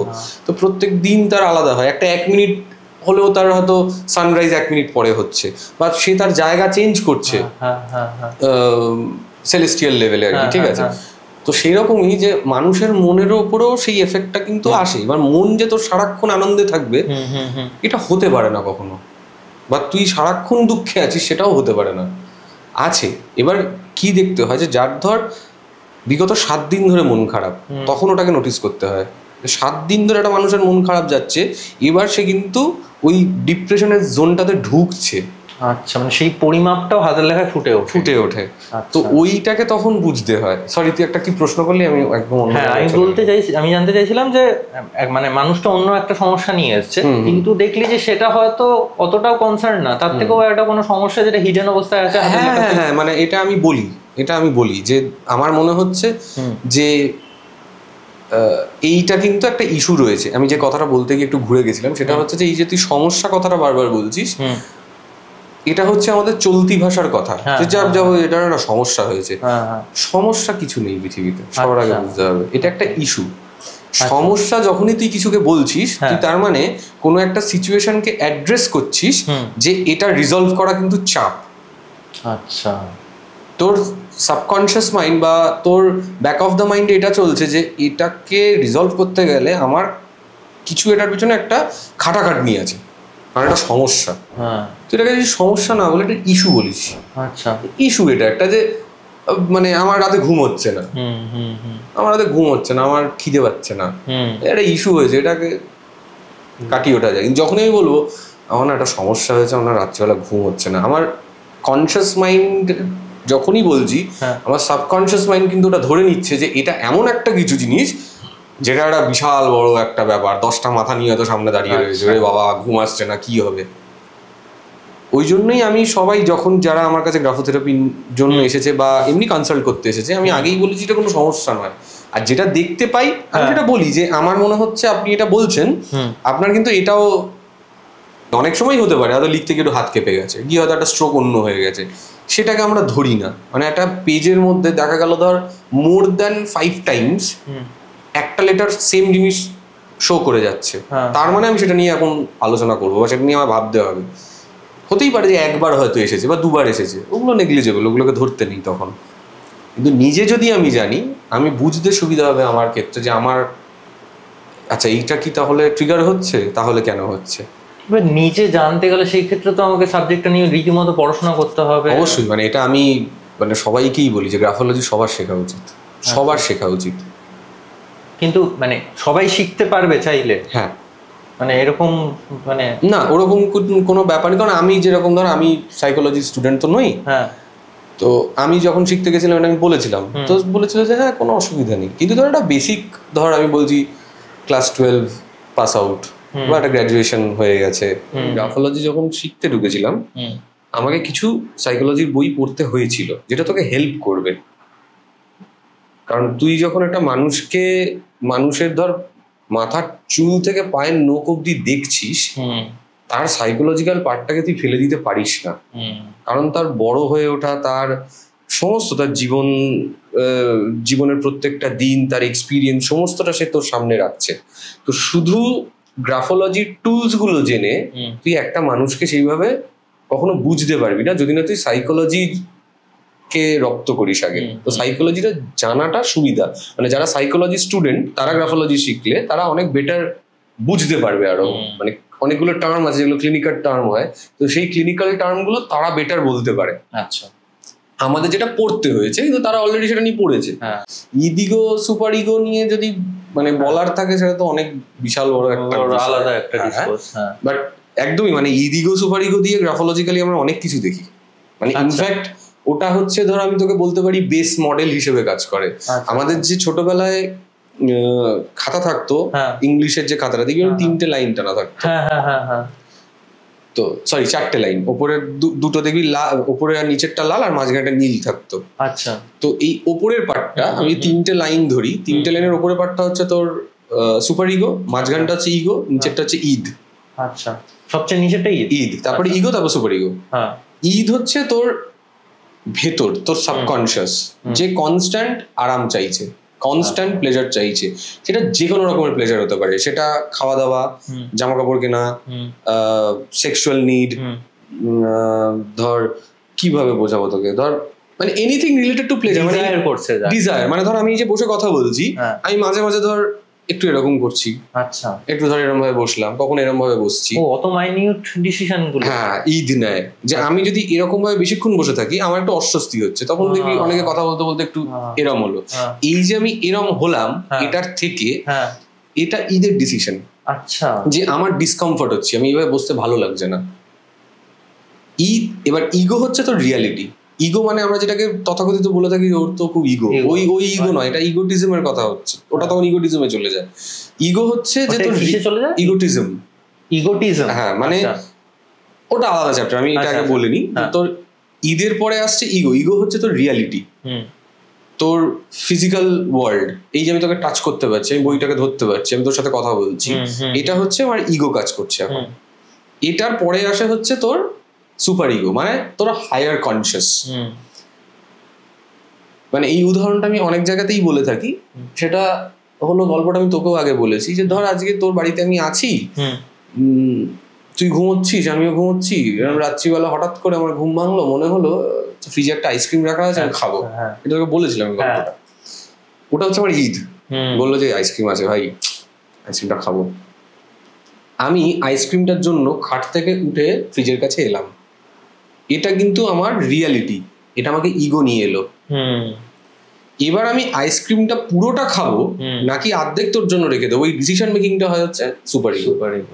যে না, প্রত্যয় তো এক্সপেক্ট করে আছে যে সকালবেলা উঠে আইসক্রিমটা খাবে, তাহলে আমি পুরোটা খাবো না, আমি কিছুটা খাই। এই বুদ্ধিটা দেয় হচ্ছে সুপার ইগো, আমার হায়ার কনসিয়াস। আর যদি কারোর হায়ার কনসিয়াসটা কম থাকে, সে কিন্তু গাব গাব গাব গাব করে খেয়ে নেবে। অনেক মানুষকে দেখবি খুব আমার আমার আমার এটা নেবে, বড় পিস খাবো, এই খাবো এই খাবো। তো ওটা হচ্ছে তার সুপার ইগোর জায়গাটা লেস, তার ইগো ফুলে রয়েছে, তার ঈদ ফুলে রয়েছে। মানে তার ঈদের ডিজায়ারটা এত, মানে ঈদ ডিজায়ারটাকে কন্ট্রোল করতে পারছে না। সুপার ইগো সবসময় তোর কন্ট্রোল করে যে তুই যেটা চাইছিস আর সেটা করা উচিত কি উচিত না, এই সেই ব্যালেন্সটা করে হচ্ছে সুপার ইগো। যে আমার কি এখনই 5,000 টাকা দিয়ে একটা জিনিস কিনে ফেলা উচিত? আমার অ্যাকাউন্টে হয়তো 5,500 টাকা পড়ে আছে, আমি দেখলাম একটা অনলাইনে একটা জিনিস দেখলাম, এটার দাম 5,000 টাকা। যে ভীষণ ভাবে ঈদ ড্রিভেন বা ইগো ড্রিভেন মানুষ হবে, সে ফাটাক করে ওটা কিনে নেবে।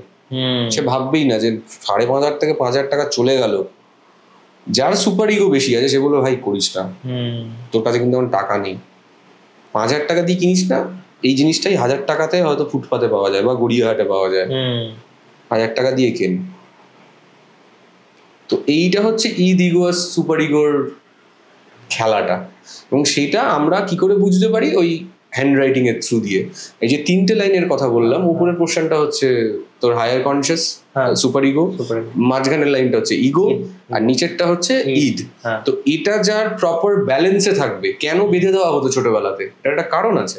মানে স্কুলে কি ওইটা মাথায় রেখেই কি শেখানো? স্কুল মাথায় রেখে করছে কিনা জানি না, কিন্তু এটা একটা প্যাটার্ন। হ্যান্ড রাইটিং যখন তোকে শেখানো হয় বাচ্চাদেরকে, এটা হচ্ছে প্যাটার্ন যে তুমি এটার বাইরে যাবে না। দেখবি পেজের লেফট সাইডে একটা রেড বর্ডার থাকে, যে তুমি এটার ক্রস করে আসবে না। কেন?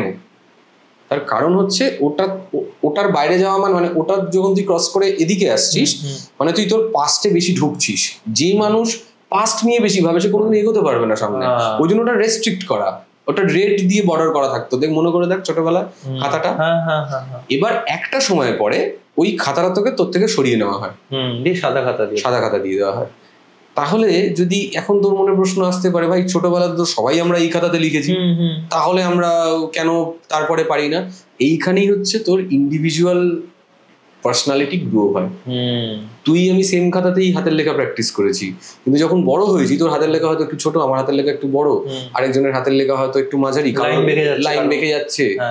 কি করে? কেউ হয়তো বাঁদিক চেপেই লিখছে, একদম সাদা খাতা দেখবি একদম বাঁদিক চেপে লেগে, সে তো ছোটবেলা থেকে তাকে শেখানো হয়নি সেটা, কিন্তু সে সেটা কেন করছে? এইখানেই তার পার্সোনালিটিটা আবার সবার ইন্ডিভিজুয়াল জায়গা তৈরি হয়। কিন্তু ওই রেস্ট্রিকশনটা, যে আমরা যদি প্রপার ব্যালেন্স ওয়েতে হ্যান্ড রাইটিংটাকে রাখতে পারি, তাহলে আমাদের লাইফ অনেক বেশি সর্টেড থাকে। এই কারণে আমি দেখেছি, মানে ধর আগেকার মানে আমাদের গুরুজন যারা বা আমাদের বাবা মা কাকারা পিসিরা, তাদের হাতের লেখা ওভারঅল, আমি গ্রাফোলজির ইয়েতে যাচ্ছি না, কিন্তু যেহেতু তাদের চিঠি লেখার একটা অভ্যেস ছিল বা নিয়মিত একটা লেখালেখির মধ্যে থাকতেন তারা, অন্তত লাইন ব্যাকাটা বেঁকতো না, এটা আমি বলতে পারি আর কি, যে একটা সুন্দর স্ট্রাকচার ওয়েতে তারা লিখতো। এবং তুই একদিন আমাকে বলছিলি যে হয়তো হয় কারোর একটা হাতের লেখা রেফারেন্স দিয়ে বা কিছু একটা বলছিলি যে পুরোনো দিনের মানুষের অনেক বেশি ওই ওয়াই আর জি এর লুপ অনেক বেশি ব্যালেন্স থাকে হয়তো, কিন্তু এখন আমাদের বেশিরভাগ যে হ্যান্ডরাইটিং আমি পাই সেখানে আমি সবার ম্যাক্সিমাম, আমি তোকে বলছি 90% ক্ষেত্রে দেখি ঈদ পুরো ঘেটে আছে। তোর ডিজায়ারের জায়গা যখন ঘেটে থাকবে না, তোকে ঈদ শান্তি দেবে না। দেখবি মানুষ কনস্ট্যান্ট যে শপিং করছে, মানে সারাক্ষণ মোবাইল ঘাঁটছে, মানে সে বুঝে উঠতে পারছে না যে সে তার ডিজায়ারটাকে কিভাবে ব্যালেন্স করবে। সারাক্ষণ এটা মনে হচ্ছে ঘুম আসছে না, এটা হচ্ছে না, ওটা হচ্ছে না। সবার ঈদ রিলেটেড ম্যাক্সিমাম মানুষের সমস্যা। তোর ডিজায়ারের জায়গা যত ব্যালেন্সড হবে, তুই জানবি তোর রিয়ালিটি বা সুপার ইগো তো খুব সুন্দরভাবে কাজ করবে। তোর ডিজায়ারটাই যদি ঘেটে থাকে, তুই যদি ডিসকমফর্ট হয়েই থাকিস ভেতর থেকে, তুই বাইরে কি করে কমফর্টেবলি আর কি তুই ঘুরে বেড়াবি বা মানুষের সাথে কথা বলবি। এই যে বললি না যে আমাদের যারা ধর কাকা জ্যাঠা পিসি আগের জেনারেশন লিখতো, চিঠি লিখতো, তুই একটা জিনিস খেয়াল করে দেখবি, আগেকার দিনের মানুষেরা আমাদের, আমি যখন ছোট ফোন এসছে আমি তখনও বলছি, আমি আমার মাসির কথা বলছি, নাম্বার মুখস্থ রাখতে পারতো, ফোন নাম্বার মুখস্থ রাখতে পারতো। তুই আমাকে আমার নাম্বার জিজ্ঞেস কর, মানে তুই জিজ্ঞেস কর যে XYZ এর নাম্বার বল, নিজের নাম্বার ছাড়া বা তোর কোর মেমোরিতে যারা তোর খুব কাছে সেই 2-1টা মানুষের নাম্বার ছাড়া তুই জিজ্ঞেস কর, তুই বলতে পারবি না। তার কারণ হচ্ছে আমাদের এখন লেখার অভ্যেসটা না খুব কমে গেছে।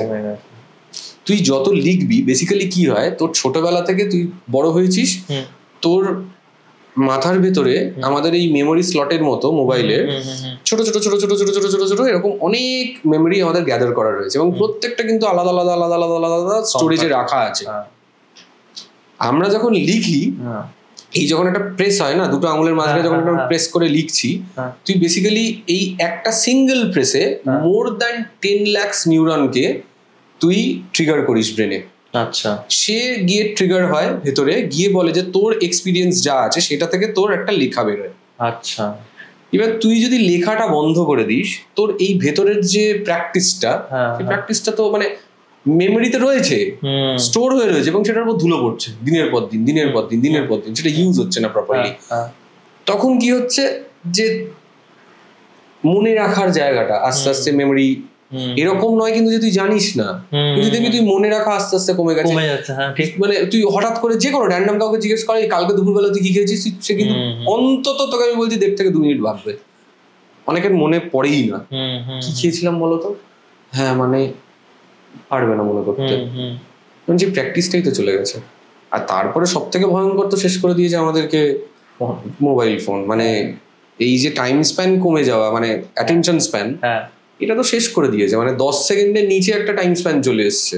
তুই রিলস যখন দেখছিস, তুই জাস্ট একটা সময় পরে তো তুই তো মানে ওই কোনো মানে নেই আর কি, অকারণে করে যাচ্ছিস। মেমোরি কমানোর পেছনে তাই কোনো রকম মেমোরি, হ্যাঁ মানে অ্যাটেনশন স্প্যান কমে যাচ্ছে। তো তুই যে একটা জিনিসের উপর অ্যাটেনশন দিবি, সেই স্প্যানটাই তো তুই কমিয়ে ফেলছিস। তুই যখনই সেই স্প্যানটাকে কমাচ্ছিস, এবং এটা তুই ভাব, মোবাইল এমন একটা জিনিস যেটাকে ছাড়া তুই চলতেও পারবি না। তোর ডেইলি লাইফে ওই গ্যাজেটটা তোর লাগবে। সেই গ্যাজেটটার সাথে তুই যতক্ষণ সারাক্ষণ ধরে রয়েছিস, সে তো তোর লাইফে এফেক্ট করবেই, তুই ফেলেও দিতে পারবি না। কেন সবাই এখন অনেক বড় বড় ধর সাইকোলজিস্ট আছে বা সাইকিয়াট্রিস্ট আছে, অনেক ডাক্তার, মানে অনেকেই বলছে যে মোবাইলটা থেকে একটু দূরে থাকুন। আচ্ছা, তুই নিউরনকে ট্রিগার করার কথা বলি, সেখান থেকে আমার মাথায় একটা এলো। আমি যেহেতু মানে NLP পড়েছিলাম কিছুটা হলেও, বেসিক একটা কোর্স, তো সেইখানে যখন জানতে পেরেছিলাম যে নিউরন চেঞ্জ হতে থাকে আর কি, বা ব্রেনের মধ্যে যে নিউরন সেগুলো বদলাতে থাকে,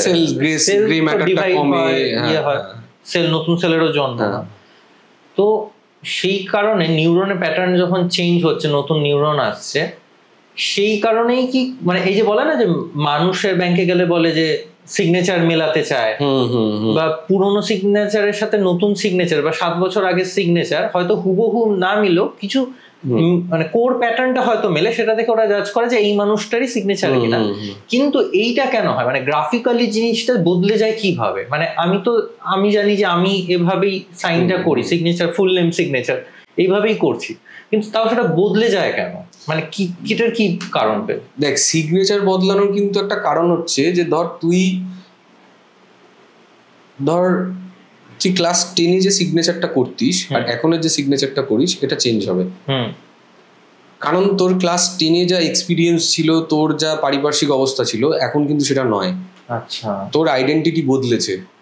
তুই মানুষের সাথে যেভাবে ক্লাস 10-এ কথা বলতিস, এখন এই বয়সে এসে দাঁড়িয়ে কিন্তু সেভাবে কথা বলিস না। তোর ম্যাচুরিটি কিন্তু গ্রো করেছে। তোর সোশিও ইকোনমিক্যাল বা সোশিও পলিটিক্যাল অনেক কিছু ভাবনা চিন্তা ভেঙেছে, তৈরি হয়েছে। সেখান থেকে সিগনেচার কি? সিগনেচার হচ্ছে লুক হু আই অ্যাম। আচ্ছা, আমি তোকে দেখাচ্ছি, দেখো আমি এটা হচ্ছে আমার সিগনেচার। আমি শর্ট ফর্মে আমি নিজেকে দেখাচ্ছি। তো এটা কিন্তু চেঞ্জ হয়, মানে এটার মধ্যে কোনো অস্বাভাবিকতা কিছু নেই। এবার তুই ব্যাংকের কথা বললি, আমরা যে সিগনেচারটা ইউজুয়ালি করে থাকি, মেমোরির না অনেকগুলো পার্ট হয়। আচ্ছা, একটা মেমোরির ধর আমি যদি ছোট একটা কথা বলি অংশ নিয়ে, সেটা হচ্ছে যে মেমোরি কিন্তু অনেকটা ফটোগ্রাফের মতো হয়। তুই যে সাইনটা করিস সেটা কিন্তু তোর কাছে একটা ছবি তোলা আছে ব্রেনে, তুই অ্যাকচুয়ালি ওই ছবিটাকে প্রত্যেকবার নকল করিস। আরেকটা মেমোরি হয় যেটাকে তোর ভাবতে হবে, যেটা তোর ফটোগ্রাফ মেমোরি নয়। আচ্ছা আচ্ছা, তোর একটা ইনসিডেন্ট ঘটেছিল, সেই ইনসিডেন্টটা তোর মাথায় রয়েছে, তোকে যদি আমি সেটা নিয়ে জিজ্ঞেস করি, তুই তখন সেই ইনসিডেন্টটা তোর ব্রেনে হিট করলো, ট্রিগার করলো, এবং তুই সেটা নিয়ে কথা বলতে আরম্ভ করলি। তখন সেটা আবার তোর হ্যান্ডরাইটিং এ অন্যভাবে এলো। মানে যদি ধর আমি তোকে বলি যে তোর পাশের ঘরটা কিরকম দেখতে, দেখ তোর মাথার মধ্যে একটা ছবি আসবে, তোকে কিন্তু কষ্ট করে ভাবতে হচ্ছে না। বা আমি যদি তোকে বলি তুই নিচের যে দোকানটা থেকে ধর রোজ খাবার কিনিস, সঙ্গে সঙ্গে ছবিটা মাথায়, একটা ছবি মাথায় আসবে। তুই কিন্তু এটা মনে রাখিস নি যে তার ডান দিকে কটা প্রোডাক্ট ঝোলানো ছিল, তার সামনে কটা শিশি রাখা, সে দেওয়ার সময় দাড়িপাল্লায় মাপে না, এটা কিন্তু আসেনি তোর মাথা। তোর একটা পিকচার এসছে যে এই দোকানটা থেকে আমি কিনি, এটা হচ্ছে তোর পিকচার মেমোরি। এইবার যদি ধর তোকে আমি বলি ক্লাস 10-এ কাকিমার হাতে একদিনকে বেধড়ক মার খেয়েছিলি, কেন মার খেয়েছিলি, এই যখনই তুই ডেসক্রাইব করতে আরম্ভ করবি তখন আর তোর একটা পিকচার মেমোরি থাকবে না, তো কিন্তু একটা ইনসিডেন্ট আসবে মাথায়। সেই ইনসিডেন্টটাকে এবার তুই ডেসক্রাইব করবি।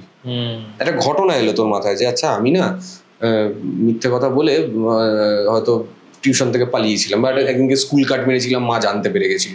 দেখ তোর কাছে একটা সিরিজ অফ ইভেন্টস, মানে তোর মাথার মধ্যে অনেকগুলো ঘটনা চলে এলো পর পর পর পর পর পর।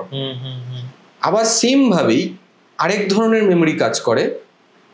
যদি আমি তোকে বলি তোর বাবাকে নিয়ে কিছু বল, তোর মাথায় দেখ একটা ফ্ল্যাশ এলো, ফার্স্টে তোর বাবার মুখ, তোর বাবার অবয়ব, বাবা ছোটবেলা থেকে কিভাবে অফিস যেত, বাবা এখন কিভাবে খায়, বাবা কিভাবে কথা বলে। তো এগুলো আলাদা আলাদা আলাদা মেমোরি। আরেকটা মেমোরি হয় যেটা মানুষ জানে যে এটা আমার কাছে খুব একটা এসেনশিয়াল নয়, সে কারণে সে ভুলতে থাকে, মানে সেটা খুব একটা এসেনশিয়াল নয়, অটোমেটিক্যালি ব্রেন ওটা ইরেজ করতে থাকে। আচ্ছা, ওটা যে ও বুঝে যায় যেটা আমার দরকার নেই, এইটা আমার না, এই ইনফরমেশনটা আমার না থাকলেও হবে। এবার এই যে মেমোরিগুলো ধর তোর নিউরনসে বা ব্রেনের যে পার্টগুলোতে এই মেমোরিগুলো স্টোর করে রাখা রয়েছে, এইগুলোরকে যখন আমি ট্রিগার করছি একটা কিছু লেখার সময়, তখন ওখান থেকে প্রচুর পরিমাণে তোর কেমিক্যাল, যে ধর মানে কি বলবো, ধর কেমিক্যাল রিয়াকশনস যেগুলো হচ্ছে, সেটা থ্রু থেকে তোর এক্সপিরিয়েন্স খাতায় বেরোচ্ছে। সেটাই হচ্ছে আমরা অ্যাজ আ মানে একদম প্রিন্ট হিসেবে আমি পাচ্ছি যে আচ্ছা এই মানুষটার ব্রেন এইভাবে কাজ করছে। তো ছোটবেলা থেকে শুরু করে মানে ইভেন একটা খুব মজার বিষয় বলি, সেটা হচ্ছে যে একটি ছেলে বা একটি মেয়ে সে আনওয়ান্টেড চাইল্ড কিনা সেটা কিন্তু গ্রাফোলজি মানে হ্যান্ডরাইটিং থেকে বলে দেওয়া যায়। আচ্ছা, যে ধর সে তখনও জন্মায়নি, তার মা হয়তো অনেক সময় হয় না, ধর কোনো একটা কারণের জন্য সে হয়তো মনে করেছে আমি বাচ্চাটাকে রাখবো না, হতেই পারে, বাচ্চাটার মাথায় কিন্তু ওটা ইমপ্রিন্ট হয়ে গেছে। যে আমার মা আমাকে রাখতে চায় না, বাচ্চাটা সাবকনসিয়াস মাইন্ডে ঢুকে গেছে। সে কিন্তু জানেও না যে আমার মা আমাকে রাখতে চেয়েছিল রাখতে চায়নি। বাচ্চাটা জন্ম হয়েছে, সে বড় হয়েছে, সে হাতের লেখা থেকে আমরা বুঝতে পারছি যে এই কিন্তু আনওয়ান্টেড চাইল্ড ছিল। কিন্তু সেই ইনফরমেশনটা তার জানা বা না জানা বা না জানার পেছনে কি মানে কোনো রকম ভাবে এফেক্ট করছে তাতে? তার কিছু এফেক্ট করছে না, কিন্তু এটা আমাদের বুঝতে সুবিধা হয় যে সিচুয়েশন গুলো। আচ্ছা, কারণ যে আনওয়ান্টেড চাইল্ড থাকবে, বাবা মা হয়তো চাইনি বা ভুল করে অনেক সময় হয় না, ইস্যু চলে এসেছে, রাখতে চাইনি, পরে হয়তো বলেছে না ঠিক আছে থাকুক, বা মা হয়তো কোনো কারণে থ্রেটেন ফিল করেছে যখন ধর বাচ্চাটা জন্ম হবে, ধর যেটা আমাদের অনেক সময় আমরা খবরে দেখতে পাই, ধর ডোমেস্টিক ভায়োলেন্স, মারধর হয়েছে বাড়িতে, সেগুলো সব বাচ্চার মেমোরিতে জমা হচ্ছে। মানে সে বাচ্চা মায়ের পেটে আছে, সে কিন্তু সব মেমোরিতে ইয়ে করছে যে আমার মা ভালো নেই, আমার মাকে খেতে দিচ্ছে না, বা আমার মা আমাকে মেরে ফেলতে চাইছে, এটা অনুভব করতে পারে একদম। কিন্তু সে জন্মানোর পর কিন্তু তার সে কিন্তু জানেই না, কিন্তু তার ব্রেন সেটা জানে এবং সে সেটা খাতাতে লিখবে যে আমার সাথে এই প্রবলেম গুলো আছে, আমার পেছনে এই প্রবলেম গুলো আছে। এটা কিছুই নয়, আমি তাকে জানাবো না, কিন্তু আমার এটা বুঝতে সুবিধা হয় যে তার এই ট্রেড গুলোর জন্যই আজকে সেখানটা দাঁড়িয়ে। আচ্ছা, সে অকারণে ঝগড়া করবে, সে অল্প কথাতে ইরিটেটেড হয়ে পড়বে। এবার সেটা কেন, আমাকে তার রুট কজ যদি বুঝতে হয়, আমি বলছি না এটাই একমাত্র কজ, কিন্তু আমি 5টা জিনিসের মধ্যে যখন আমি এই জিনিসটা দেখতে পাচ্ছি যে এই আনওয়ান্টেড চাইল্ড ছিল, তার মানে এর মধ্যে ওই মানে this is one of the reasons আর কি। আমার বুঝতে সুবিধা হয়, আমার সেইভাবে কথা বলতে সুবিধা হয়। সেই ইরিটেশনটাও কোথাও কমাতে গ্রাফোথেরাপি হেল্প করে? অবশ্যই অবশ্যই। আচ্ছা, গ্রাফোলজি নিয়ে যারা মানে ভবিষ্যতে এগোতে চায় বা হচ্ছে এই সাবজেক্টটা জানার একটা আগ্রহ রয়েছে, তারা মানে কোথায় এটা শিখতে যেতে পারে, বা তুই কি কোনো রকম ভাবে শেখানোর কোনো কথা ভাবছিস বা অ্যাজ এ টিচার? দেখ, আমি এই মুহূর্তে শেখানোর কথা কিছু ভাবছি না, তবে এটা আমার কাছে অনেকেই বলেছে যে দাদা এটা আমার খুব ইন্টারেস্টিং লেগেছে বিষয়টা, আমি এটা জানতে চাই। আমি সবার আগে বলি, দেখ মানে তুই যদি কোনো ইনস্টিটিউট থেকে শিখিস, সেখানে না মানে শেখাটা সবসময়ের জন্যই ভালো হয়। এবং এটার আরেকটাও কারণ হচ্ছে যে সেখানে তারা সার্টিফিকেটটা দিতে পারবে, তাদের কাছে অথরাইজেশন আছে। আমি যেরকম শিখেছি আমার কাছে একটা সার্টিফিকেট আছে, কিন্তু আমি যদি আজ তোকে শেখাই, আমি তোকে সেই সার্টিফিকেটটা দিতে পারবো না। তো এইটা একটা আমি বলবো আমার জন্য ভীষণভাবে একটা মেজর কারণ। আমি যে কারণে বলি, দেখো আমি শেখাবো না, তোমার যদি শিখতে হয় তুমি অবশ্যই, আমি তোমাকে ঠিকানা দিচ্ছি যেটা কলকাতা ইনস্টিটিউট অফ গ্রাফোলজি, যেখান থেকে আমি শিখেছি মোহন স্যারের কাছ থেকে। তো তুমি ওনার কাছ থেকে গিয়ে শেখো, কারণ তুমি যেটা শিখছো তুমি সেখান থেকে একটা সার্টিফিকেটও পাবে, এবং তুমি যদি চাও পরবর্তীকালে এটা নিয়ে এগোতে পারবে। আমি তোকে শেখাতেই পারি, তোর আউট অফ ইন্টারেস্ট তুই বললি যে না আমার সার্টিফিকেট দরকার নেই, আমি জিনিসটা জানতে চাই, সেটা আমি তোকে শেখাতে পারি। কিন্তু দেখ একটা ইনস্টিটিউশন মানে তুই যখন একটা পড়ার মধ্যে তোর আরো 5 জন তোর সাথে বসে পড়ছিস, সেই পড়াটা সব সময়ের জন্যই বেটার হয়, এটা আমার মনে হয়। তো হেল্প করেছি, এরকম নয় যে আমি কাউকে শেখাইনি, মানে টুকটাক বলেছে, আমি তার খুব ইন্টারেস্ট রয়েছে, আমি তাকে শিখিয়েছি, কিন্তু সে বলেছে যে দাদা আমার সার্টিফিকেট লাগবে না, আমি জানতে চাই বিষয়টা নিয়ে। কিন্তু আমি বলি সবসময় সার্টিফিকেটের জন্য মানে এই সব ক্ষেত্রে, কারণ না হলে তুই প্র্যাকটিস করতে পারবি না। গ্রাফোলজি শেখার পরে তোর নিজের জীবনে কি কি চেঞ্জেস এসেছে বা জীবন বদলেছে কিরকম ভাবে? দেখ, নিজেকে নিয়ে বলতে গেলে এখন তো বলতে হয় যে দারুণ, মানে নিজেকে অ্যাডভার্টাইজ করা হয়ে যায়, কিন্তু এটা খুবই সত্যি কথা যে গ্রাফোলজি আমাকে ভীষণভাবে হেল্প করেছে, ভীষণভাবে। মানে আমি আজ থেকে 10 বছর আগে কি ছিলাম, অবশ্যই মানুষ হিসেবে আমি চেঞ্জ হয়েছি 10 বছর, মানে গ্রাফোলজি না শিখলে যে চেঞ্জ হতাম না সেটা নয়, কিন্তু গ্রাফোলজি শেখার পরে আমি বুঝতে পেরেছি যে এই লেটার্স গুলো চেঞ্জ করলে আমার থট প্রসেস চেঞ্জ হবে, আমার এই জিনিসগুলো চেঞ্জ হলে আমি হয়তো একটা অ্যাজ এ হিউম্যান বিং আমি একটা বেটার পজিশনে যেতে পারবো, আমার গ্রাফটা উপরের দিকেই উঠবে। তো গ্রাফোলজি না আমাকে ওই হাত ধরে আমাকে রাস্তাটা দেখিয়েছে। যদি গ্রাফোলজি না থাকতো আমি যেতাম, আমি হয়তো ওই আজ এটা হচ্ছে, আজ ওটা করলো, আচ্ছা ওটা করছি, এটা করছি। এখন যেমন কি বলতো, এখন বুঝতে পারি, একটা পথ পাওয়া যায়। অন্য একটা প্রফেশনের সাথে তুই যুক্ত আছিস, কিন্তু মানে আলাদা করে গ্রাফোলজি নিয়ে ভাবনা বা স্বপ্ন দেখা এরকম কিছু আছে ভবিষ্যতে? দেখ, আছে ডেফিনেটলি। মানে আমি চাই যে গ্রাফোলজি মানে সেটা আমার কাছ থেকে জানতে হবে বা আমার কাছেই আসতে হবে এরকম নয়। যে যেখান থেকে, যদি কেউ মনে করে যে না আমার বাড়ির কাছে একজন গ্রাফোলজিস্ট আছেন, তুমি তার সাথে কনসাল্ট করতে চাও, করতে পারো। তুমি মনে হয় আমার সাথে কনসাল্ট করবে, তুমি আমার সাথেও করতে পারো। আমি চাই যে এটা সবার সামনে আসুক, কারণ এটার থেকে যেভাবে ফল পাওয়া যায়, যে ভালো রেজাল্ট পাওয়া যায়, কারণ আমাদের এখনকার লাইফস্টাইলে প্রত্যেকের লাইফে কিছু না কিছু ইস্যুস আছে, সেটা নিয়ে আমরা সারাক্ষণ লড়ছি। সেটা রিলেশনশিপ ইস্যুস হতে পারে, আমার স্ট্রেস রিলেটেড ইস্যুস হতে পারে, আমার পড়াশোনায় মন বসছে না, আমার কাজের জায়গা ভালো নেই।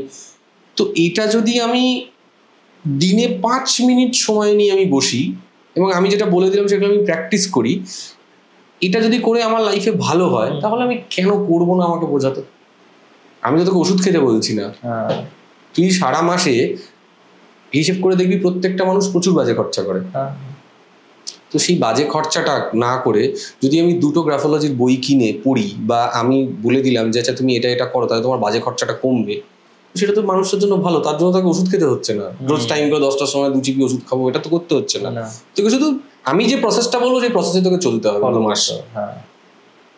তো এটা তো অবশ্যই আসা উচিত। এবং আমি চাই যে, মানে দেখ, আমি কখনো তো ভাবিনি যে আমি গ্রাফোলজি নিয়ে জীবনে এগোবো, কারণ আমার স্বপ্ন বা আমার যে প্রফেশন সেটা একেবারেই আলাদা জায়গা থেকে বিলং করে। কিন্তু আমি গ্রাফোলজিটাকে ছেড়ে দেবো না, কারণ এটা আমার কাছে না একটা স্পিরিচুয়াল জার্নি বলতে পারিস। মানে যখন তুই মানুষের লাইফ হিল করতে আরম্ভ করবি না, যখন দেখবি যে 5টা মানুষ তোর একটা ইনস্ট্রাকশনে হয়তো সে অনেক বেটার ফিল করছে, তুই অদ্ভুত না ভেতরে একটা আনন্দ পাবি, এনরিচড ফিল হবে। যে আমি তোকে বললাম না, আমার কাছে ওটা এমন কিছুই ব্যাপার নয় যে একটা মেয়ে ফোন করে বললো দাদা আমার না ঘুম হচ্ছে। এটা কিন্তু লাইফে বিশাল কিছু অ্যাচিভমেন্ট নয়, কিন্তু আমার কাছে বিশাল অ্যাচিভমেন্ট যে একটা মানুষ ঘুমোচ্ছে। তাকে আমি একটা জিনিস বলেছিলাম, আমি শিখেছি একজনের কাছ থেকে, একটা ইনস্টিটিউট থেকে, আমি সেটা একজনের উপর অ্যাপ্লাই করলাম, তার এখন ঘুমটা হচ্ছে। মানে এরকমও হয়েছে যে একটা কাপল আমার কাছে এসেছিল, যদিও এটা খুব রেয়ার, পাওয়া যায় না। হয়তো দেখা গেল মেয়েটি এলো, ছেলেটা আসতে চাইলো না, বা ছেলেটা এলো, মেয়েটা আসতে চাইছে না, কিন্তু ওরা দুজনেই এসেছিল আমার কাছে, কারণ রিলেশনশিপ নিয়ে কিছু একটা সমস্যা চলছিল। দুজনকেই গ্রাফোথেরাপি দিয়েছিলাম। তো এখন তারা বিয়ে থা হয়ে গেছে আর কি, এবং মানে ভালো আছে তারা। মানে রিলেশনশিপে যে সমস্যা চলছিল বা ইস্যু চলছিল সেটা রিজলভ হয়ে গেছে। তো আমি, আমার বক্তব্য হচ্ছে এটাই যে যদি এটা দিয়ে ভালো হয় তাহলে কেন এটাকে আমি ছেড়ে দেবো বল? এই পাথটাকে তো ছেড়ে কোনো লাভ নেই।